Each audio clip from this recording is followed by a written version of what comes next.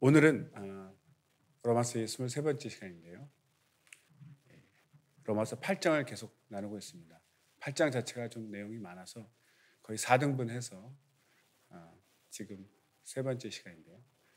8장의 제목은 이제 성화와 성령, 성령으로 인한 성화의 과정을 공부하고 있습니다. 저는 성화에 대해서 굉장히 관심이 많고 또 제 자신이 너무나 죄인이라 생각하기 때문에 성화가 얼마나 중요한지 정말 절실히 느끼기 때문에 8장 로마서 8장을 통해서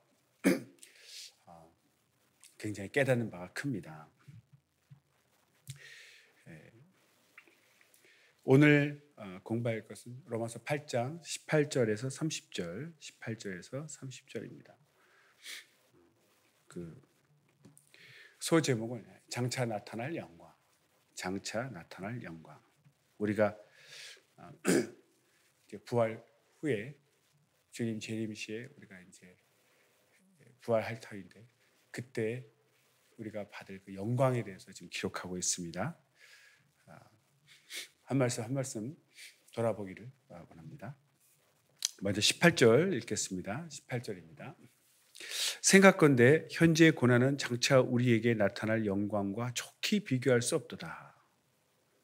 정말 현재 지금 우리가 겪고 있는 이 고난이 정말 힘들고 어려울지라도 많이 힘들죠. 그러나 우리가 이후에 받을 영광 생각하면 능히 감당할 만큼 우리가 회사에서 일을 해도 월급을 조금 주고 힘든 일 시키면 안 하고 싶지만 정말 어마어마한 10배, 100배 금액을 준다면 막 도전해보지 않습니까?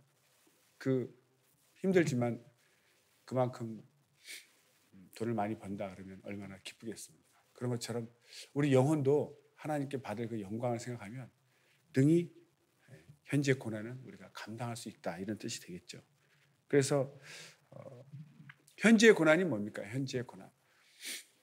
거듭 얘기하고 있지만 항상 우리가 이미 구원받았고 영원 그리스도의 공로로 구원을 받았지만 이 육신 때문에 마음의 법, 하나님을 따르고 싶고 거룩하게 살고자 하는 이 마음의 법과 또 반대로 육신이 계속 죄를 쫓아가고 죄가 우리를 억압하는 그 죄의 법과 마음의 법에 갈등이 있다고 사도 바울은 기록합니다.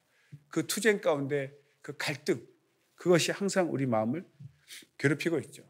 그것이 바로 현재 고난입니다. 그러나 이 나타날 영광은 17절에 나온 것처럼 하나님의 후사, 그리스도와 함께할 후사, 내가 그리스도와 함께 하나님의 그 나라를 예배하시는 하나님의 나라를 유업으로 받는 그 후사의 놀라운 그 지위와 영광, 그것을 우리가 받게 된다는 거죠. 그래서 우리가 하나님의 제사장이 되어서 살아서 그리스도와 함께 왕노릇한다. 사실 이 땅에서 우리는 낮은 자로 살지만 이 왕노릇한다는 것이 얼마나 어마어마한 일입니까? 그런 것을 약속하셨기 때문에 그게 바로 우리에게 나타날 영광이죠.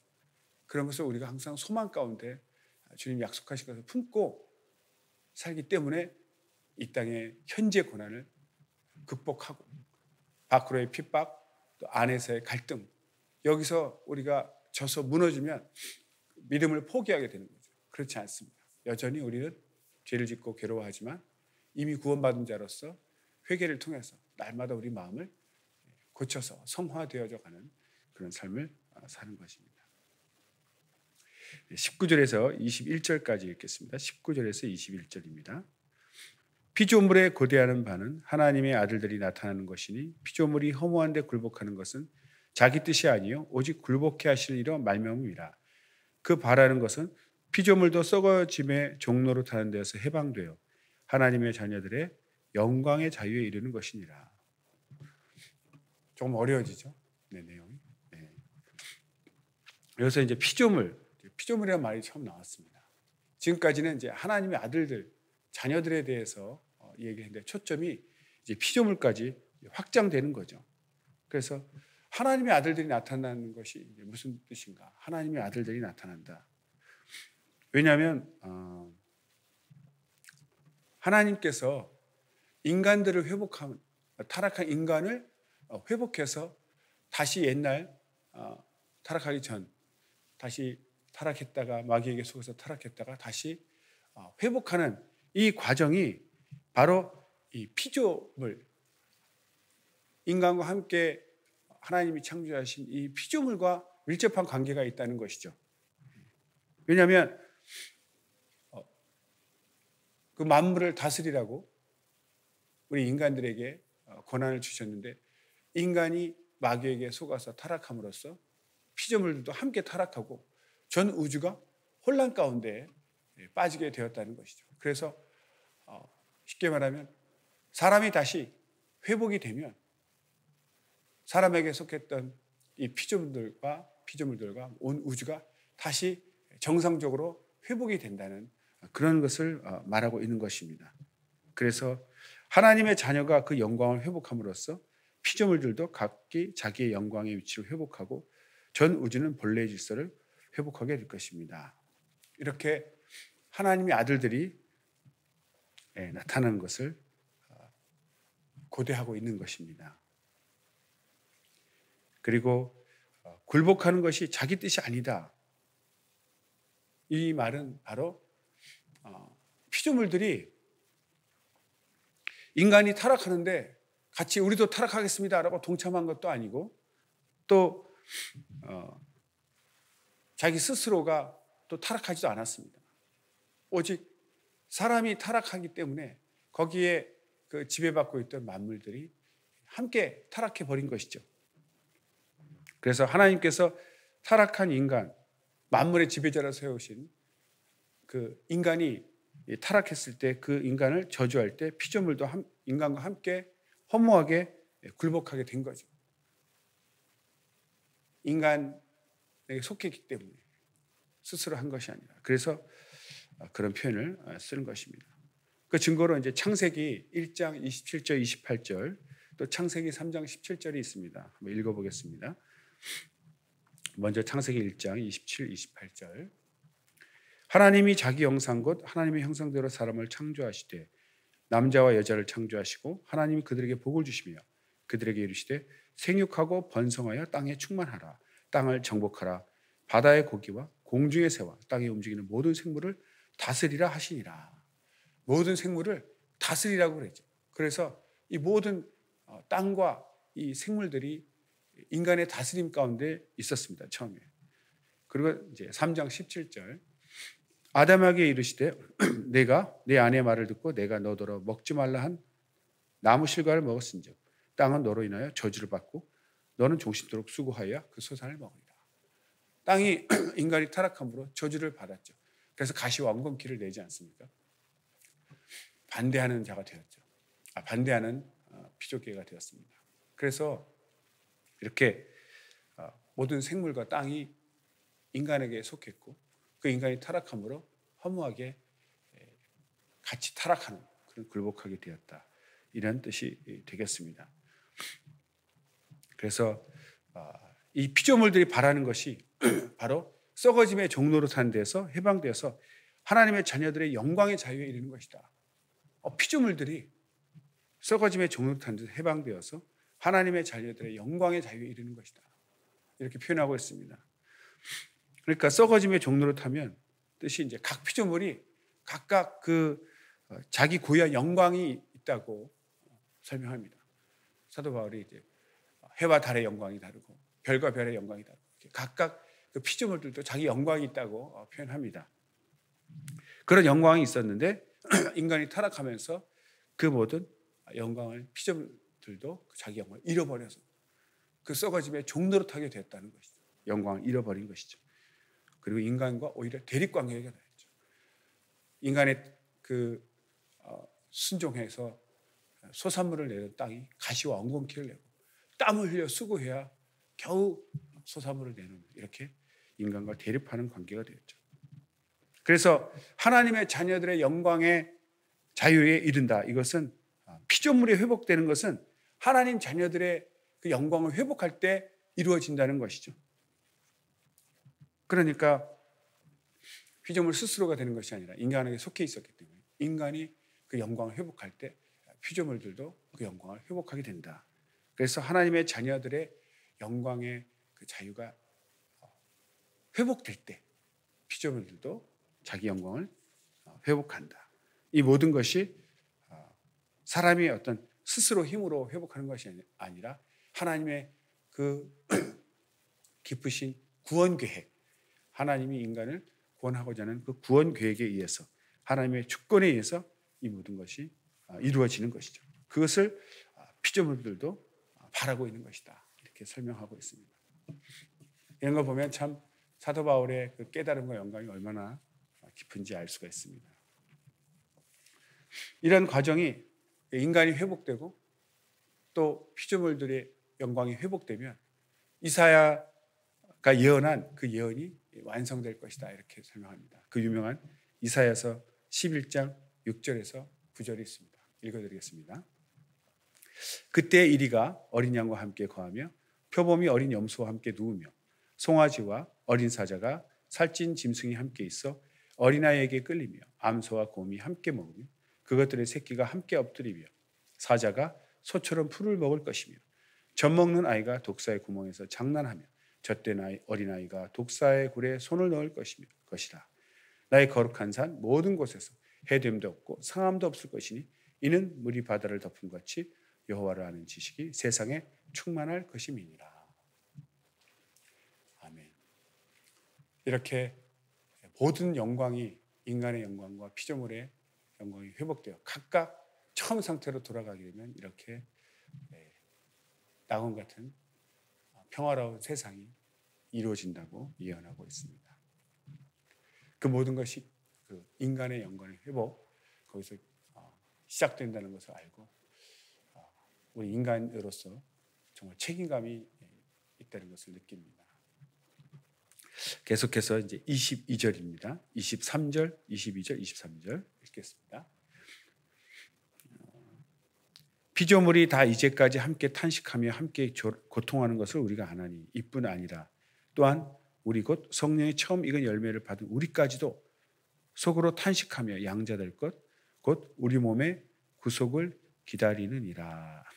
아멘. 네, 이 탄식한다는 표현이 나오죠. 몸의 구속을 구속을 위하여 탄식하며 기다린다. 이런 표현이 있는데 우리 몸이 여기서 말하는 그 육신, 싹색. 그래서 이미 영혼은 예수님의 공로로 믿음으로 중생, 거듭났지만 여전히 이 몸이 계속해서 죄를 짓고 있습니다. 그래서 주님 재림시에 이것이 완성이 되겠죠. 완전히 부활할 때 주님 재림한다는 뜻은 그때 우리가 첫째 부활인데 그때 완전히 이제 과거 육신의 몸이 이제 변해서 영의 몸, 신령한 몸을 입게 되기 때문에 더 이상의 이제 죄는 멈추고 주님과 같이 이제 죄를 멈추는 단계가 되겠죠. 그때까지 그 몸의 구속, 그걸 몸의 구속이라고 하죠. 그것을 탄식하며 정말 애절하고 간절하게 그것을 기다린다는 그런 뜻입니다. 그래서 피조물들도 이제까지 함께 탄식하며 함께 고통하는 것을 우리가 안다. 피조물들도 우리가 듣지 못하고 우리 육신의 귀로 또 듣지 못하지만 정말 영감으로 이제 사도 바울은 이제 아는 겁니다. 피조물도 이렇게 회복되기를 탄식하며 기다리는데 우리 인간들이 정말 깨어서 몸의 구속을 기다려야 되지 않겠는가. 이렇게 그 피조물들의 탄식을 통해서 인간들이 깨어 있어야 된다. 더 열심을 내야 된다. 이렇게 역설적인 그런 표현을 하고 있습니다. 그래서 그 후에 이제 성령의 처음 익은 열매를 받은 우리도 탄식하며 몸의 구속을 기다리는데 성령의 처음 익은 열매는 당연히 예수 그리스도를 말합니다. 성령의 처음 익은 열매. 성령의 그런 표현이 있죠.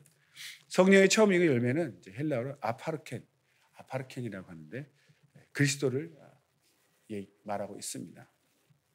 그런데 그 아파르켄, 성령의 처음 익은 열매를 우리가 받는 대상이 오순절 처음 은혜 받은 그 사람뿐만 아니라 그 후로도 성령으로 계속 거듭나는 성령의 역사하심에 따라서 중생하는 거듭나는 체험한 모든 그 후의 인간들까지도 다 그 성령의 처음 익은 열매인 그리스도를 받아들임으로써 우리가 받을 대상, 자격이 있는 것이죠. 그런 자들이 이제 거듭나서 영은 거듭났지만 이제 몸은 아직 확실하게 100% 완벽한 존재가 되지 않았기 때문에 바로 몸의 구속을 기다린다. 그러니까 주님의 재림을 기다리는 거죠. 주님 재림하실 때 내가 첫째 부활, 바로 신령한 몸을 입고 드디어는 이 괴로운 죄와 완전히 결별하는 그때가 우리의 어떤 소망이 되는 것이죠. 이 땅에서만 열심히 잘 사는 것이 아니라 항상 우리는 이렇게 첫째 부활의 소망을 가지고 탄식하며 몸의 구속 기다리며 거룩한 삶을 살도록 우리는 노력해야 됩니다. 이런 구속을 기다리면서 기다리면서 낙심하고 좌절될 때가 있지만 항상 내 영혼은 이미 구원받았다. 거듭났다. 그것을 확실히 알고 내 몸에서 그 죄를 지을 때 그 갈등, 그 갈등이 나를 낙심시켜도 그것을 극복하고 매번 극복하면서 나아갈 수가 있는 것입니다. 24절, 25절 읽겠습니다. 우리가 소망으로 구원을 얻었음에 보이는 소망이 소망이 아니니 보는 것을 누가 바라리요. 만일 우리가 보지 못하는 것을 바라면 참음으로 기다릴지니라. 아멘. 우리가 성령 양자될 것, 완전한 몸의 구속, 완벽해질 때까지 몸의 구속을 기다리는데 그런 소망, 우리가 소망 갖고 있는데 그것이 눈에 보이는 소망이 아니라 보이지 않는 소망이다 이렇게 표현하고 있습니다. 그 무엇이 필요하죠? 그래서 눈에 보이지 않는 것을 바랄 수 있는 것은 믿음이 필요한 거죠. 그러니까 소망으로 구원을 얻었음에 이런 표현이 있는데 이 소망, 내가 몸의 구속을 기다리는 이 소망이 바로 믿음으로 말미암은 것이죠. 그래서 소망으로 구원을 얻었음에 이 표현은 바로 믿음으로 구원을 얻었음에 이렇게 소망과 믿음을 같은 뜻으로 볼 수 있습니다. 어떻게 소망을 가질 수 있는가? 믿음이 있기 때문에 소망을 가질 수 있다는 거죠. 믿지 않는데 어떻게 소망하겠습니까? 그래서 믿음과 소망을 같이 보는 거죠. 그래서 이제 구원을 얻었음에 이런 표현이 있는데 이거 헬라어로 보면은 이제 에소데멘이라고 표현합니다. 이것은 시제가 과거입니다. 항상 이 영혼에 관련된 단어들은 시제가 이렇게 과거라는 표현이 많이 나오는데 그것은 뭐냐면 이미 구원받았다. 영혼이 구원받은 것은 진행형이 아니라 구원받았다. 이미 종결됐다는 뜻이죠. 그게 우리 믿음이고 그 때문에 우리가 모든 갈등과 낙심을 극복할 수 있는 거죠. 진행형인 것은 바로 육신의 문제죠. 성화가 진행형이고 영은 이미 구원받았다. 과거 시제로 되어 있다는 것이 중요합니다. 그래서 이미 성령의 인치심으로 우리는 하나님 자녀의 반열에 들어간 것이다. 이렇게 설명하고 있습니다. 그리고 보이는 소망이 소망이 아니다. 이 뜻은 히브리서 11장 1절에 보면 믿음은 바라는 것들의 실상이요 보지 못하는 것들의 증거. 이 말씀이 있죠. 이것과 조화되는 말씀입니다. 그러니까 현실 세계에서 보이지 않지만 장차 이루어질 소망을 믿고 바라게 하는 이것이 바로 기독교의 진리죠. 그러나 유물론은 보이는 것이 전부고 보이는 물질, 눈에 보이는 물질이 실상이고 이것이 믿을 수 있는 것이다. 이렇게 가르치는 것이 유물론인데 그 유물론을 우리가 타파하고 이길 수 있는 것이 바로 이 기독교의 믿음의 교리입니다. 보이지 않지만 주님의 확실한 약속. 그래서 그 믿음 때문에 우리가 소망을 갖고 바라는 것들의 믿음은 바라는 것들의 실상이요 보지 못하는 것들의 증거다. 안 보이지만 증거를 확실히 우리는 갖고 있는 것이죠. 이런 것들을 우리가 소망할 때 보지 못하는 것을 소망하고 기다릴 때는 참음으로 기다려야 된다. 그렇죠? 기다리는데 막연히 기다리는 것이 아니라 참음이 있다. 참는다라는 것은 그 단어 자체가 어려움이 있다는 것을 내포하고 있는 것, 암시하고 있지 않습니까? 그래서 참음이란 말은 이제 디히포모네스인데 이것은 바로 복음과 진리를 위해서 사는 그리스도의 삶에는 밖으로의 어떤 환난, 또 안에서 있는 갈등, 이런 것들이 자꾸 우리를 이제 낙심시키는 거죠. 그런 역경과 환란, 내부의 갈등을 우리가 참아내야 되는 거죠. 참아내야 되는 거죠. 그래서 인내하는 목적은 성도의 소망이 그리스도 재림하실 때 궁극적으로 성취된다. 그때 완전히 신령한 몸을 입고 더 이상 이 죄 짓는 육신으로 인해서 갈등하지 않는 그것을, 그때를 기다리는, 그때를 위해서는 이 어려움이 올 때, 환란, 낙심, 좌절, 그런 어려움이 올 때 인내하는 것이 필요하다는 거죠. 사실 기다리다가도 인내함이 없으면 그냥 포기하고 과거로 돌아갈 수 있습니다. 그래서 이 인내가 정말 우리 믿음의 기다림에 꼭 필요한 것이죠. 26절 보겠습니다. 26절. 이와 같이 성령도 우리 연약함을 도우시나니 우리가 마땅히 빌 바를 알지 못하나 오직 성령이 말할 수 없는 탄식으로 우리를 위하여 친히 간구하시느니라. 마음을 감찰하시는 이가 성령의 생각을 아시나니 이는 성령이 하나님의 뜻대로 성도를 위하여 간구하심이니라. 아멘. 우리가 계속 말 이어지는데 몸의 구속을 기다리는데 그것이 인내함이 필요한데 우리 사실 연약하지 않습니까? 그래서 하나님은 성령을 보내주셔서 성령께서 우리를 도와주시는 거죠. 성령께서 우리 연약함을 도우신다고 되어 있는데 성령은 우리가 하나님의 양자, 자녀가 된 것을 인쳐주셨죠. 그래서 우리가 성령 받게 되면 내가 하나님의 자녀된 것을 알고 하나님을 아바, 아버지라 부르는 그런 믿음이 생깁니다. 확신이 생기죠. 거기서 멈추는 것이 아니라 진리 가운데 우리를 인도해 주시는 성령. 요한복음 16장 13절에 진리 가운데 우리를 인도해 주신다고. 성령이 오시면 우리를 진리 가운데 인도해 주시는데 그 도와주신다. 연약함을 도와주신다. 이 도와주신다는 단어의 원뜻은 이렇게 다른 사람의 손을 붙잡아 주다. 이런 뜻이 있습니다. 그러니까 내가 스스로 할 수 없을 때 누가 나를 일으켜주고 누가 나를 잡아줄 때 얼마나 힘을 얻고 용기를 얻겠습니까? 그런 뜻의 도우시나니 이런 뜻이랍니다. 그래서 우리를 도와주시고 진리 가운데 인도해 주시는 성령님을 우리는 보혜사 이렇게 얘기하십니다. 그래서 보호하시고 은혜 베푸시는, 우리를 보호하시고 은혜 베푸시는 그런 분이다 해서 보혜사라고 우리가 말합니다.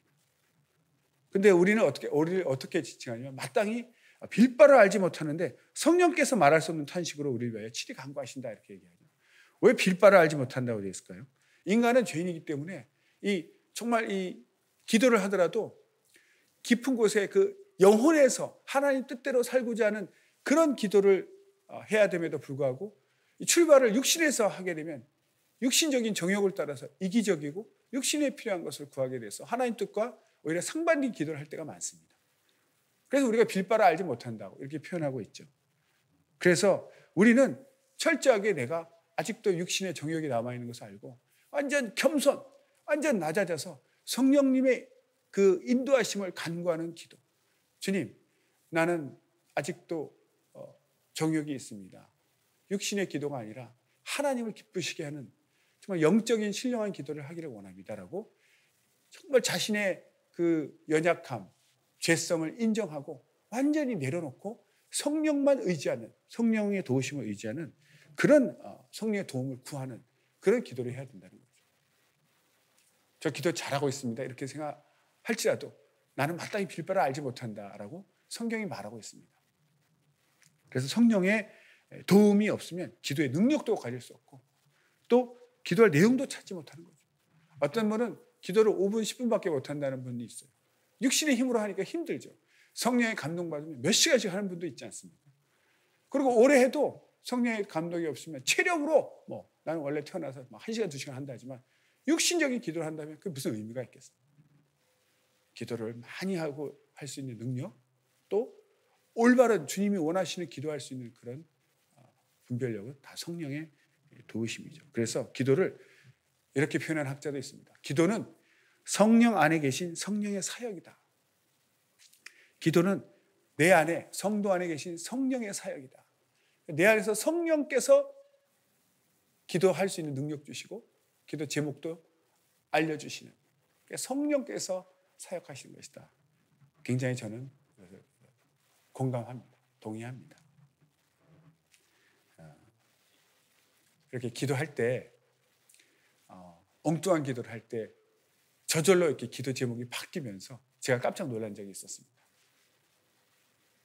제가 주님 앞에 최고가 되고 싶은 그런 야망이 많을 때 첫 장기도 주님, 내가 주님 아래에서 최고가 되기 원합니다.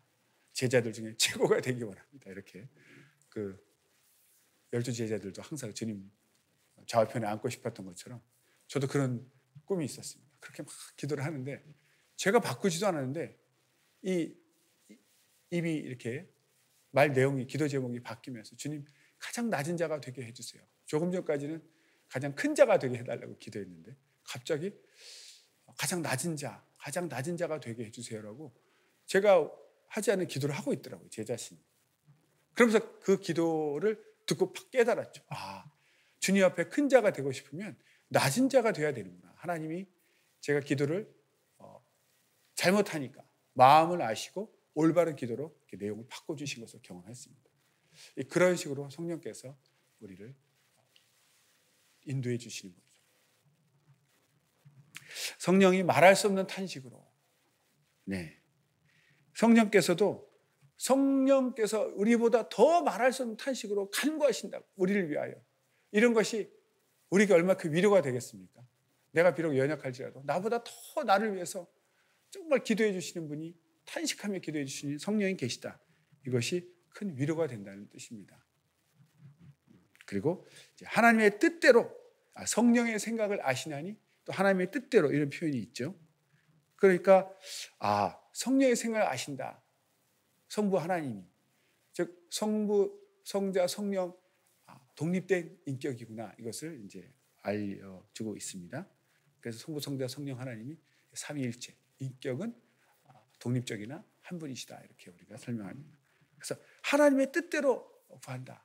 근데 개역 성경에는 이제 뜻대로, 뜻이 강조되어 있는데 원어로 보면 이제 카타데온. 이것은 하나님을 따라 이렇게 뜻이란 단어가 없습니다. 개역 성경의 뜻이라고 단어가 들어가서 뜻에 굉장히 우리가 이제 집중하는데 원래 의미는 그냥 하나님을 따라 이렇게 표현되어 있습니다. 그래서 성령은 성부 하나님이 세운 그 구원 계획을 따라 같이 기도하신다는 거예요. 성부 하나님이 세운 그 구원 계획을 따라서 간구하신다. 물론 이제 뜻을 따라 이렇게 표현할 수도 있지만 원문에는 그냥 통째로 어떤 뜻 이런 어떤 단어보다는 그냥 성부 하나님을 따라 함께 성령께서 구하신다. 이런 표현이 있습니다. 28절 읽겠습니다. 우리가 알거니와 하나님을 사랑하는 자 곧 그 뜻대로 부르심을 입은 자들에게는 모든 것이 합력하여 선을 이루느니라. 우리가 이 구절 굉장히 많이 인용하고 많이 사용하죠. 이제 한글로 이렇게 번역하다 보면 조금 이게 어감이 다를 수 있습니다. 크게 보면 뜻이 같은데 이제 어감이 다를 수 있는데 이런 것을 이제 원문 이제 해석하면서 이것을 이렇게 밝히고 있습니다. 그래서 모든 것이 합력하여 선을 이룬다. 그 전에 이제 하나님을 사랑하는 자, 곧 그 뜻대로 부르심을 입은 자. 어떤 분은 또 이거 너무 깊이 봐가지고 하나님을 사랑하는 자에게 대가로 하나님 불러주시는가? 이렇게 생각하는 사람도 있다고 그래요. 그렇게 되면 하나님이 어떤 선택적으로 날 사랑하니? 그럼 내가 너를 구원시켜 주마. 이런 식으로 해석하면 안 된다는 거죠. 하나님이 그런 분이 아니시죠. 우리가 하나님을 사랑하기도 전에 일방적으로 먼저 은혜를 베푸셔서 구원해 주셨죠. 우리가 하나님을 사랑한 이유는 하나님 먼저 우리를 사랑하셨고 구원해 주셨기 때문에 그것을 후에 깨닫고 하나님을 사랑하게 된 거죠. 그래서 하나님은 어떤 자기에게 사랑하는 자, 하나님께 잘 보이는 자들 선택적으로 구원하시는 것이 아니다. 이 말은 다시 말해서 하나님을 사랑하는 자나 그 뜻대로 부르심을 입은 자들은 동격으로 보는 겁니다. 같은 뜻이지 먼저 선호가 있다. 조건부가 아니라는 뜻입니다. 그래서 모든 것이 합력하여 선을 이룬다 이런 표현이 있는데 이것은 헬라어 본문으로 읽어드리면 판타 시네르게이 에이스 아가돈, 이것이 뭐냐면 원래 직역을 하면은 뜻이 조금 표현이 다릅니다. 모든 것이 선을 위해 함께 역사한다. 모든 것이, 모든 만물이 선을 위해서 함께 역사한다. 순서가 좀 다른 것 같죠? 번역 우리 개역에는 합력해서 선을 이룬다 이렇게 되어 있는데, 직역을 하면은, 원문대로 직역하면 선을 이루기 위해서 모든 피조물들이 합력한다 이렇게 나와 있다는 거죠. 그래서 모든 만물, 모든 일들이 선이라는 것을 위해서 이렇게 합력해서 간다, 협조한다 이런 뜻인데, 여기 보면 이제 주어가 없습니다. 만물이 모든 것이 합력하여, 이렇게 하나님이란 주어가 없는데, 이것은 당연히 모든 피조물 만물들은 하나님의 섭리 안에서, 하나님의 주권 안에서, 아래에서 하나님 뜻대로 움직이고 있기 때문에 굳이 하나님을 표현하지 않은 것이다. 그래서 어떤 사본에는 하나님을 주어로 넣은 사본도 있답니다. 그 헬라 그 성경에도 호데오스 이래서 이렇게 하나님을 주어로 넣은 사본도 있죠. 우리가 하나님이 없다고 하지만 항상 이 만물은 하나님의 주권 아래 움직이고 있다는 것을 우리가 알아야 됩니다.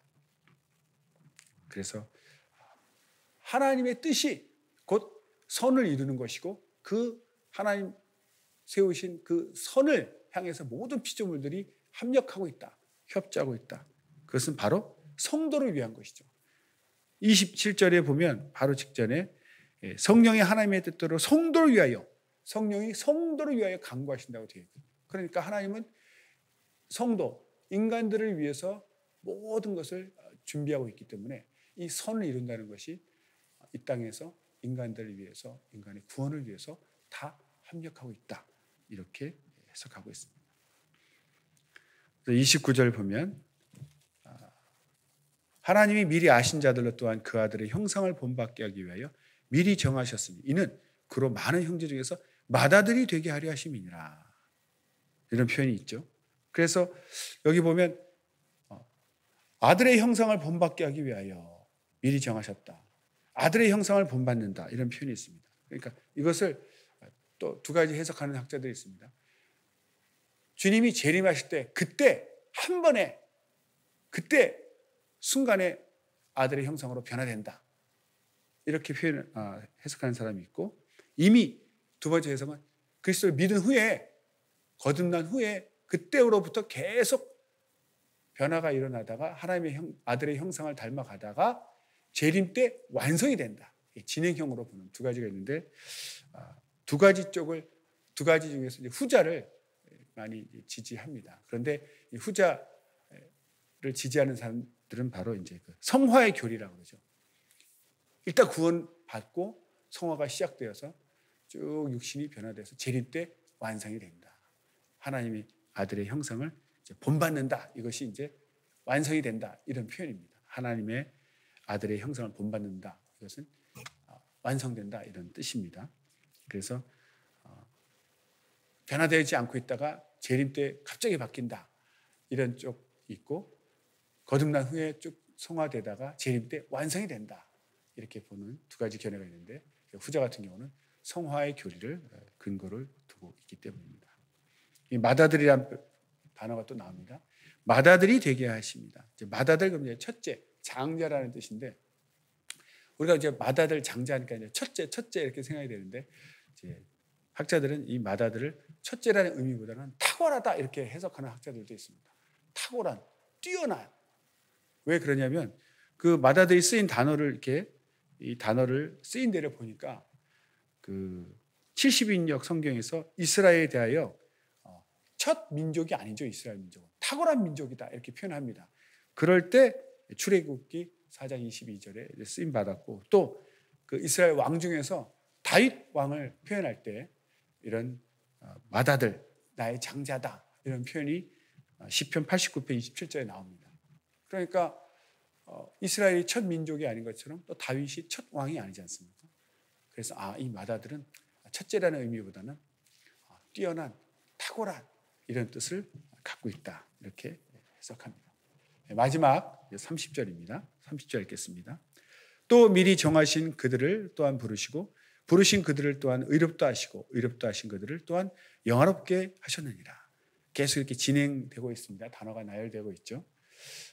그런데 이 본문에 보면 믿음이란 말이 없다 이렇게 설명하고 있습니다. 왜냐하면 모든 이 구원의 전 과정, 예정하시고 부르시고 칭의하시고 의롭다 하시고 영광을 주시는 이 모든 과정이 기본으로 믿음이 전제되어 있기 때문에 믿음을 쓰지 않은 것입니다.